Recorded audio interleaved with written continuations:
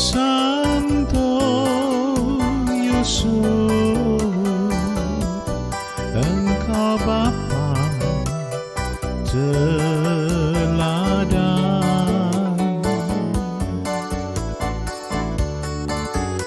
Untuk mempersingkat waktu, maka kami persilahkan kepada Mas Paul Subianto untuk menyampaikan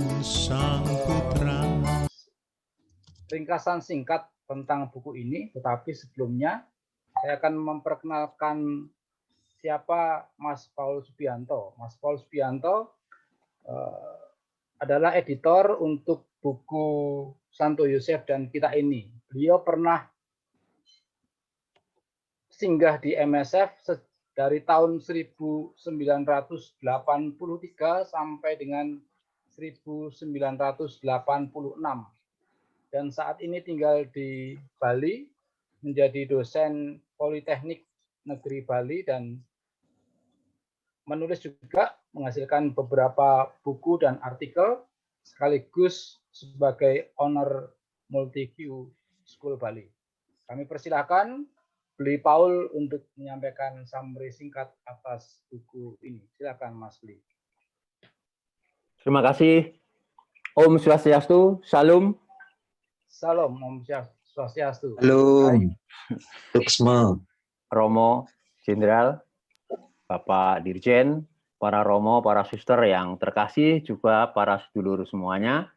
Selamat malam. Sungguh suatu yang luar biasa malam ini. Di sini ada 106 peserta dari berbagai macam penjuru Nusantara. Ya, ada yang dari Flores, ada dari Kalimantan, bahkan dari luar negeri. Romo Jenderal dari Roma, berkumpul bersama-sama, dan yang mempersatukan adalah Santo Yusuf.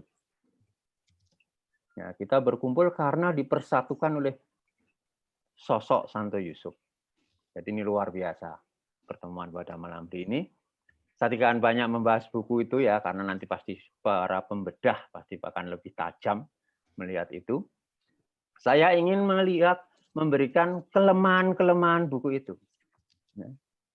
Tapi sekaligus itulah keunggulannya. Nah, ini kan ciri khasnya orang Katolik itu bagaimana mengubah yang biasa menjadi luar biasa. Bagaimana mengubah air yang tawar menjadi anggur yang manis. Bagaimana mengubah dosa menjadi rahmat. Bagaimana mengubah kematian menjadi kehidupan, itu kan ciri khas teologinya orang Katolik atau spiritnya orang Katolik. Nah, buku ini pun sama. Ya. Kelemahan pertama, buku ini hampir semuanya ditulis oleh orang yang tidak pernah menulis. Ya, jadi benar-benar bukan penulis. Ya mungkin ada 1-2 yang sering menulis, tapi sebagian besar orang yang tidak pernah menulis. Baru pertama kali ini menulis, mungkin mudah-mudahan kecanduan. Ya. Jadi harap maklum kalau buku ini biasa-biasa saja. Tapi justru di dalam kebiasaan itulah ada luar biasanya. Buku ini apa ya? Otentik, asli, ya. Seperti tadi Bapak Dirjen juga mengatakan, ini merupakan refleksi pergulatan imannya, terutama tersangkut dengan Santo Yusuf di dalam kehidupan nyata. Ya. Jadi dijamin tidak ada plagiarisme, karena pengalaman 2 orang pasti berbeda. Ya. Tidak akan ngutip sana, ngutip sini, yang tulisannya orang lain tidak akan terjadi. Ya, jadi asli seperti itu. Kejujurannya, keberaniannya untuk berbagi hidupnya sendiri, ya itu yang juga menjadi luar biasa. Ya. Sekali lagi, bahwa buku ini ditulis oleh sebagian besar atau hampir semua orang yang bukan penulis profesional. Yang kedua, buku ini ditulis atau formatnya sama sekali tidak sistematis. Ya. Ngawur aja. Ya. Ada lagu, ada segala macam campur aduk, ada doa, ada tulisan, jadikan satu bluk gitu. Ya. Ini kebodohan. Ya. Bunga rampai. Bunga rampai. Tetapi memang disengaja begitu, ya. Jadi memang disengaja begitu, ya. Kalau cara pikir kategorisme dikategorikan, dikelompokkan, itu kan cara berpikir orang Barat, ya, yang mengelompok-kelompokkan dan sebagainya. Kita tuh gaduh-gaduh, makan kita juga sama saja. Gaduh-gaduh kalian dicampur. Soto itu ada daging, ada kubis, ada tokolan, ada bakmi campur aduk ya enak saja kan begitu. Jadi nikmati saja dengan yang tidak sistematis seperti itu memang disengaja begitu. Konsepnya memang begitu. Jadi itu 2 kelemahan ditulis oleh orang yang tidak pernah menulis dalam format yang tidak sistematis. Itu sudah. Nah, yang ketiga, ya ini bukan kelemahan, tapi semua penulis ini adalah orang yang pernah minum air yang sama. Ya, jadi ini tunggal guru. Semua adalah orang yang pernah singgah di MSF atau Kongregasi Keluarga, entah berapa lama. Mungkin ada yang sebentar seperti saya cuma nyuan saja, ya. Tapi ada yang mungkin sudah sampai hampir ditahbiskan juga ada, ya. Ada sudah yang sudah jadi romo juga ada. Jadi berbagai macam orang yang pernah mengenyam spirit keluarga kudus, lalu memutuskan untuk tinggal di luar. Ya. Dengan berbagai macam profesi, latar belakang, dan sebagainya. Ya. Ada yang guru, ada yang pedagang, ada yang pengusaha, ada yang di perusahaan ini, perusahaan itu, ada yang ASN, ya banyak macam. Ya. Dan itu semua bersama-sama ternyata semangat keluarga kudus itu tidak hilang. Ya, walaupun sudah meninggalkan Kongregasi MSF. Dan ini dikejutkan ketika tahun Paus mendeklarasikan sebagai tahun Santo Yosef. Lalu orang-orang Barat menolak itu kaget kan, begini ya. Nah, mungkin selama ini nggak menyadari ya, bahwa sebenarnya dalam hidupnya sudah menghayati itu semangat keluarga kudus. Tapi dengan dicanangkannya itu menjadi terkejut. Gitu. Lalu dalam WA group timbullah pasak kusuk sana sini, ngomong sama sini. Seperti biasa di WA group itu tidak ada yang serius ya, walaupun hal yang serius yang ngomongnya dilewer kemana-mana, selengean dan sebagainya. Ya. Sampai akhirnya mengerucut pada satu kesimpulan bagaimana kalau kita menerbitkan buku tentang Santo Yusuf. Dan alhamdulillah dalam waktu yang tidak terlalu lama terwujud dengan kerja keras semua pihak. Akhirnya terwujud jadilah buku seperti itu dengan 27 tulisan tidak salah ya, dalam macam jenis. Pada waktu ini kita membuka semua hal boleh masuk ya. Bahkan kalau bisa melukis atau membuat ilustrasi silahkan. Semua hal yang bisa mengekspresikan devosi kepada Santo Yosef atau pemahaman tentang Santo Yosef boleh diungkapkan di sana ya. Maka di sana ada juga Mas Heru Susanto itu mau copatan di sana juga ada di sana ya. Jadi semua hal boleh ya. Seperti saya katakan tadi kan konsepnya gaduh-gaduh campur aduk. Itu kira-kira gambaran beberapa kelemahan yang ya justru menjadi keunggulan dari buku ini yang berbeda karena buku tentang Santo Yosef sudah banyak ditulis ya dari para pakar teologi, para pakar kitab suci, para pakar dogma semua menulis. Webinar juga banyak ya yang lebih hebat ya, lebih lebih rasional, lebih dan sebagainya. Tapi keunggulan kita ada di sana. Ya, itu kira-kira gambaran secara umum. Baik, saya akan menutup ini dengan mengutip kata-kata seorang sastrawan besar kita, Pramudia Anantatur, yang mengatakan kira-kira, walaupun kamu pandai setinggi langit, walaupun kamu hebat seperti apa, kalau kamu tidak menulis, maka kamu akan hilang dari peradaban, akan dilupakan orang. Ya, maka menulis itu adalah karya keabadian. Begitu kita menulis, maka itu akan abadi, dipahat di keabadian. Nah, maka marilah teman-teman, jangan hanya berhenti pada buku Santo Yosef ini. Kita selanjutnya, mari kita menulis lagi. Ya. Semua orang bisa menulis ya. Sebenarnya saya sedang menggali konsep buku juga ya, yang intinya bahwa semua orang itu bisa menulis. Gitu. Dan sekarang itu sebenarnya buktinya bahwa semua, walaupun belum pernah menulis, nyatanya bisa. Semua orang tuh bisa menulis, seperti kata Arswendo, menulis itu gampang. Ya, semua orang tuh bisa menulis. Ya. Demikian kira-kira, terima kasih dan selamat malam berkah dalam. Katalah Mas. Beli, Sigi. Katalah Mas. Baik, terima kasih Mas Beli Paul. Romo, Bapak Ibu, Mas, Mbak, saudara-saudari terkasih, kita akan melanjutkan bedah buku kita dan selamat datang juga kepada para Romo, Suster, Bapak Ibu yang baru hadir dalam pertemuan malam hari ini. Berikutnya kita akan menyanyikan lagu bersama, lagu Mars PBMN. Monggo Mas Wid bisa men-share lagunya, atau Mas Anton Heru.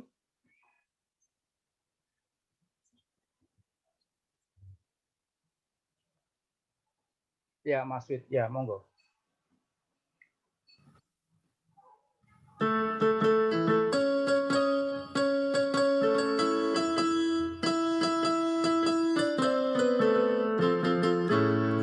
Berawal dari niat yang mengikuti panggilan kabar gembira keluarga pelindungnya dengan semangat yang sama kehendaknya ketika rongga terniat di dalam hidup keluarga. PPMN maju bersama, seduluran jiwa kita, gaya semangat kita, Nusantara, rumah kita. PPMN bersama, seduluran jiwa kita, gaya semangat kita, Nusantara, rumah kita.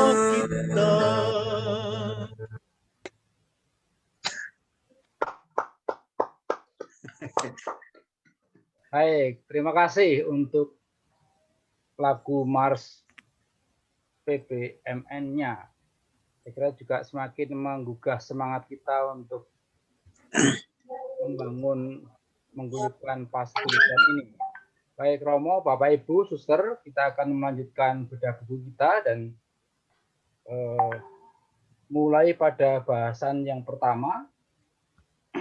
Saya akan memperkenalkan pembahas kita yang pertama. Saya menyebutnya Mbak saja, ya, Mbak. Pembahas kita yang pertama adalah Mbak Cecilia Draban, dan beliau lulus Fakultas Arsitektur Universitas Katolik Parahyangan, kemudian mengikuti Sekolah Evangelisasi Emmanuel School of Mission di Roma tahun 1999 sampai dengan 2000.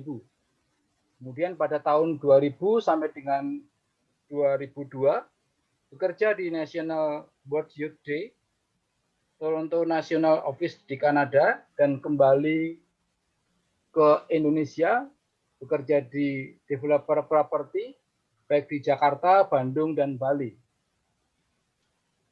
Tahun 2012 beliau menikah, kemudian pindah ke Amerika, dan sekarang berkarya sebagai seorang guru toddler di sebuah sekolah Montessori Katolik, dan juga sebagai katekesis of the Good Shepherd, katekese yang menggunakan metode Montessori khusus untuk anak-anak usia 3 sampai 12 tahun. Saya sedikit mendengar kabar bahwa pembahas kita malam hari ini, Mbak Cecilia, adalah salah satu devosan yang sangat setia dengan Santo Yosef begitu. Maka mungkin juga bisa menyampaikan sharing pengalaman sekaligus juga membahas terkait dengan buku Santo Yosef dan kita ini. Silakan Mbak Cecilia, waktu kami aturkan.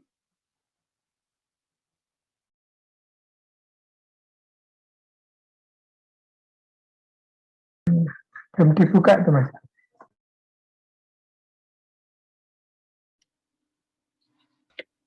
Mikrofonnya Mbak Sisil. Ya. Iya.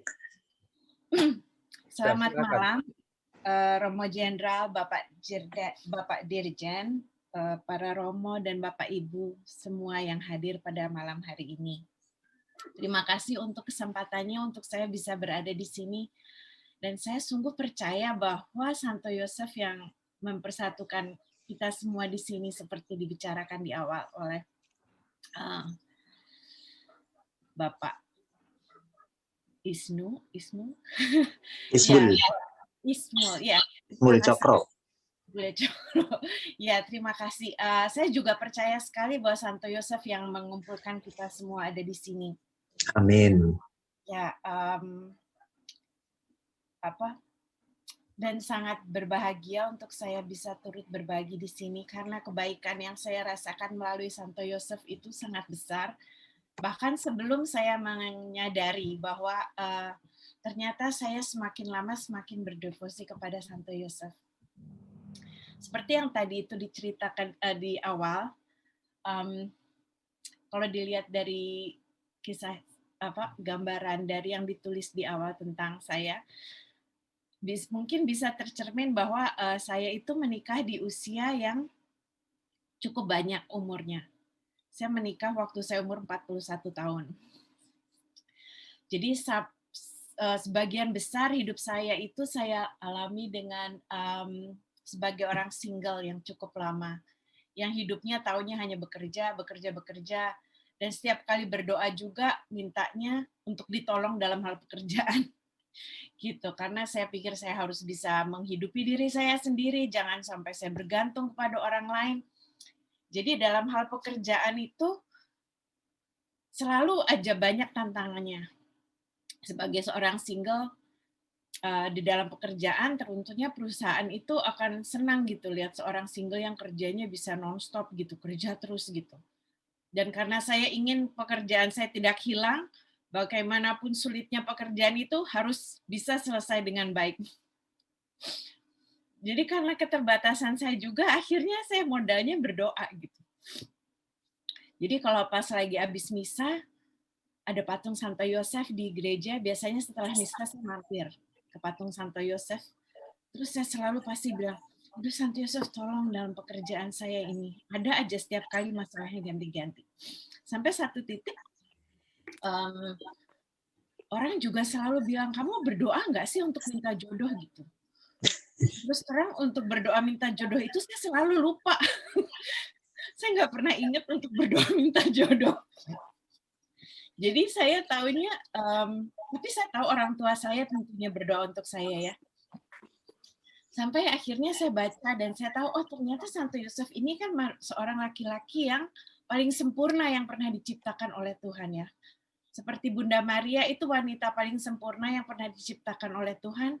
Kita berdoa, akhirnya belajar untuk berdevosi kepada Bunda Maria. Dan Santo Yosef itu manusia yang paling sempurna yang diciptakan oleh Tuhan karena beliau yang dititipi oleh Tuhan, Allah Bapa, untuk melindungi dan membesarkan Yesus. Jadi Yesus yang kita kenal ini adalah sebetulnya juga selain Allah yang Allah Tritunggal Maha Kudus, Yesus ini juga hasil didikan Bunda Maria dan Santo Yosef juga. Dan yang saya tahu itu dari pengalaman saya kalau memikirkan umpamanya saya menikah ya, saya nggak bisa menikah dengan orang yang tidak mencintai Yesus dan tidak mencintai Bunda Maria. Nggak bisa. Jadi ya itu parameternya saya, makanya mungkin nggak dapat jodoh sampai lama. Jadi waktu pas saya berdoa kepada Santo Yosef setelah saya curhat mengenai masalah pekerjaan, biasanya saya bilang, Santo Yosef, tolong dong kasih anakmu satu buat aku. Amin. Jadi itu tuh penutup doa saya selalu gitu. Ingat minta jodoh tuh setelah minta tolong soal kerjaan dan saya minta anaknya Santo Yosef. Santo Yosef tolong kasih anakmu satu dong buat saya. Amin. Gitu aja doa saya. Itu satu-satunya doa saya minta jodoh loh. Dan setelah beberapa lama, akhirnya saya bertemu dengan suami saya. Dan setelah saya menikah dengan suami saya, ya setelah saya pindah ke Amerika, ternyata kota yang saya pindah ke Amerika itu namanya kota Saint Joseph. Ada gitu ya kota namanya Saint Joseph. Saya pindah ke Saint Joseph di Amerika, terus saya pindah ke rumahnya. Ternyata di kantornya dia tuh ada gambar Santo Yosef yang nggak pernah saya lihat sebelumnya. Itu gambar Santo Yosef menimang bayi Yesus, dan di latar belakangnya gambar Bunda Maria sedang tidur, sedang istirahat. Mungkin boleh dibilang itu tuh perkembangan akan pengertian saya mengenai Santo Yosef. Untuk pertama kalinya saya melihat beliau dengan sudut pandang yang baru ya.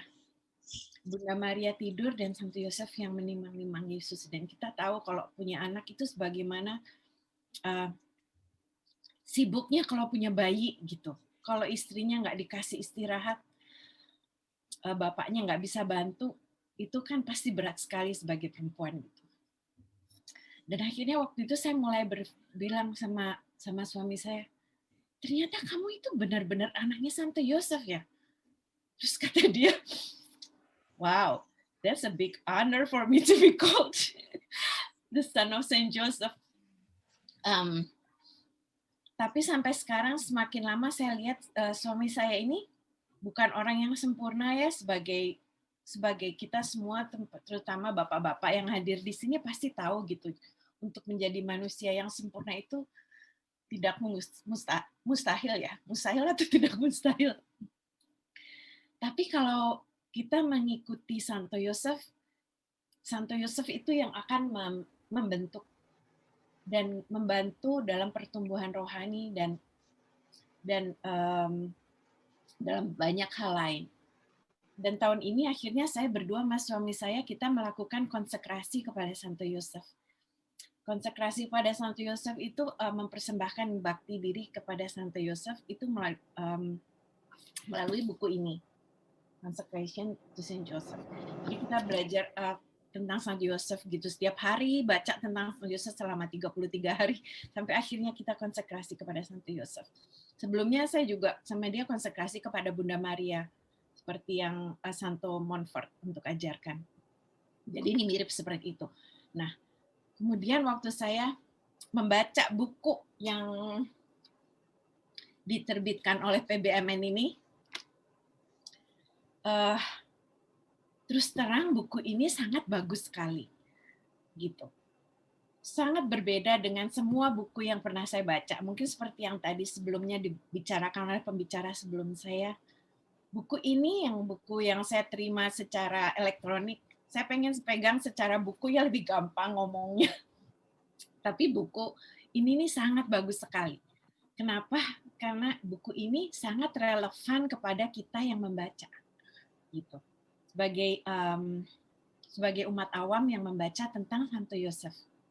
Gitu. Kita bisa banyak baca dari buku-buku lain mengenai Santo Yosef, kelebihannya, perjalanan hidupnya, bagaimana interpretasi para ahli, begana, begini, begono gitu ya.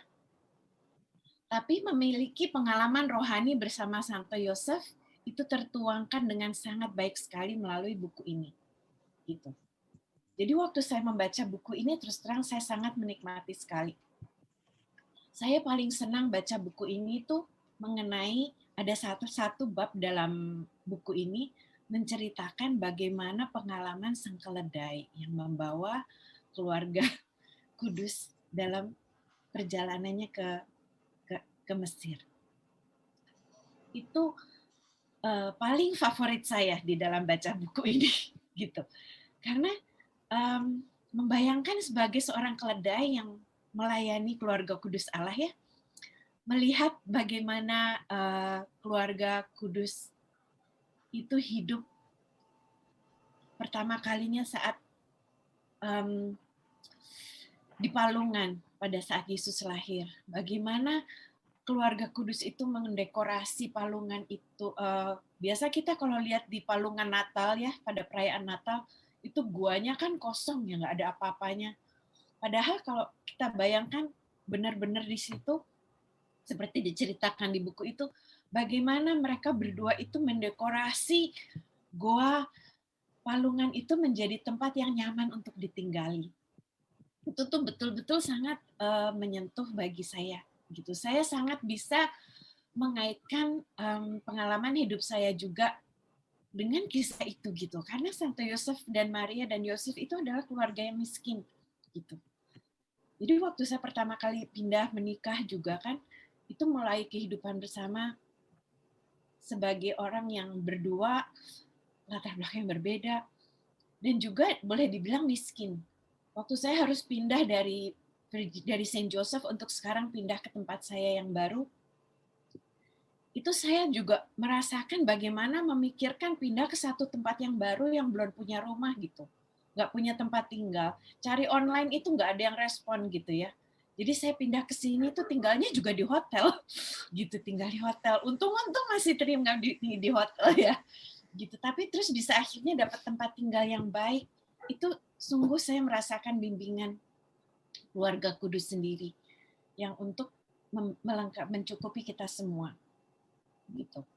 Dan satu cerita dalam buku ini yang juga sangat saya suka itu mengenai kisah sudut pandang Santo Yosef sendiri. Gitu. Bagaimana dia dengan rendah hati melayani Bunda Maria. Dan kita juga tahu bagaimana rendah hatinya Santo Yosef. Dan bagi saya rendah hatinya Santo Yosef ini tuh sangat luar biasa. Kenapa? Saya tuh berdoa setiap hari ke misa minta soal pekerjaan, minta suami yang baik, minta anaknya. Pada saat dikabulkan itu saya selalu lupa untuk berterima kasih. Gitu. Saya berterima kasih kepada Tuhan Yesus ya. Terima kasih saya dikasih pekerjaan baru. Terima kasih saya dapat dalam jalan keluar pekerjaan. Terima kasih saya dapat suami yang baik. Tapi saya lupa berterima kasih kepada Santo Yosef terus saja. Lupa gitu setelah semua dikabulkan saya lupa karena pun mintanya kayak saat terakhir gitu di luar misa. Setelah saya pindah ke Saint Joseph, setelah saya lihat gambar Santo Yosef, setelah saya lihat suami saya, baru saya teringat gitu. Seperti teriak-teriak, seperti Tuhan Yesus itu yang teriak kepada saya, lihat Cecilia, kamu itu dikabulkan oleh Santo Yosef. Gitu. Jadi peranan Santo Yosef dalam hidup kita itu tidak hanya seperti yang Bapak-bapak ceritakan di buku ini, tapi kita sebagai perempuan pun Santo Yosef itu luar biasa gentleman-nya gitu. Bagaimana dia melindungi Bunda Maria dengan penuh kemurnian, menjagai, mencintai Yesus dari segala bahaya. Itu pun kalau kita minta Santo Yosef sebagai Bapa rohani kita, Santo Yosef itu menjadi Bapa rohani kita juga. Gitu. Dan itu semua terungkap di dalam berbagai cara berbagai di dalam buku yang dituliskan oleh Santo Yosef dan kita ini. Jadi buku ini sungguh-sungguh boleh saya pengen semakin banyak orang yang baca semakin baik. Dan sekarang pekerjaan saya di Amerika ini tidak ada kaitannya dengan arsitektur lagi sama sekali, tapi pun itu dengan penuh tawaran gitu bagi saya. Tidak ada hal yang terpaksa saya lakukan dalam pekerjaan saya. Gitu. Saya pernah punya kesempatan untuk kembali ke bidang arsitektur, tapi waktu saya mendapatkan kesempatan untuk berkarya di bidang katekisis sama anak-anak, saya pikir udah banyak arsitek di dunia ini, tapi hanya sedikit orang yang mau menjadi katekis untuk anak-anak gitu. Akhirnya saya bilang, oke, saya mau sebagai katekis anak-anak ini aja. Dan Tuhan bimbing terus, akhirnya setelah pindah ke tempat ini, saya mendapatkan pekerjaan di sekolah Katolik yang baik gitu. Sebelumnya saya kerja di sekolah Montessori abal-abal yang entahlah nggak keruan gitu. Sekarang saya bisa sekolah di Montessori Katolik yang sungguh-sungguh membawa Yesus kepada anak-anak gitu. Sekarang saya mengajar anak-anak yang usianya bayi sampai 3 tahun. Dan saya makin mengerti gitu. Ternyata anak semakin kecil itu punya kepekaan terhadap Tuhan yang memang udah mesti saatnya kita belajar untuk bagaimana bisa membagi anak-anak itu. Dan perjalanannya itu bersama Santo Yosef saya lihat semakin hari semakin jelas gitu. Bagaimana dia selalu membantu saya dan membantu keluarga saya. Dan sebagai penutup dari sharing saya, ada satu kutipan yang ditulis di dalam buku ini yang menyentuh hati saya dengan sangat besar. Itu adalah kutipan dari Santo Thomas Aquinas. Santo Thomas Aquinas berkata di dalam buku ini, ya, Santo Yosef punya kuasa untuk membantu kita dalam segala masalah, dalam setiap kebutuhan, dan dalam setiap tugas. Sungguh ini betul-betul sekali. Seperti yang tadi Bapak sebelum saya sampaikan, Bapak Bayu, bahwa permasalahan dunia ini tuh sekarang besar sekali, gitu. Dalam hal aborsi, dalam hal seksual, dalam hal keutuhan rumah tangga, dalam hal mendidik anak.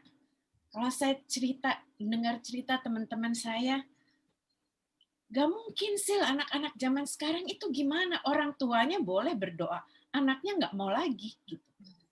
Ya memang ada banyak hal yang kita hanya bisa berdoa dan memohon bantuan.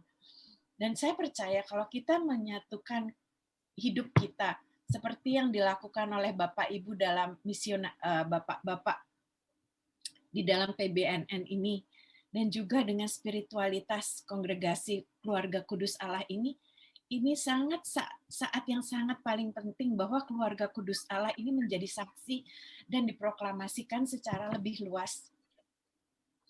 Gitu. Gak ada masalah yang tidak bisa diatasi dengan rahmat Tuhan. Dan kalau kita selama ini udah memiliki devosi kepada Bunda Maria, kita tahu tentang Bunda Maria bagaimana menolong kita selama ini.